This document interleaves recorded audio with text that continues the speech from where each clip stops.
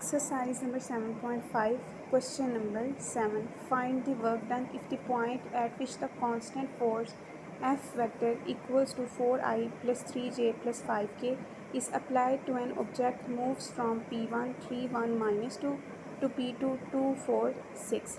हमने find out करना है वर्क डन. फोर्स हमें दी गई है, उसके अलावा हमें कुछ पॉइंट भी दिए गए हैं. सोल्यूशन है given F equals to 4I plus 3J plus 5K. अब फार्मूला क्या होता है वर्क डन का? W is equal to F dot D. तो F तो हमें दिया गया है, D हमने फाइंड आउट करना है. D डिस्टेंस है तो वो बराबर होगा P1 vector P2 vector which is equal to OP2 vector minus OP1 vector which is equal to P2 के जो पॉइंट्स हैं उनमें से P1 के पॉइंट्स को माइनस करें. 2 minus 3I plus 4 minus 1J plus 6 plus 2K. D equal आ जाएगा minus I plus 3J plus 8K.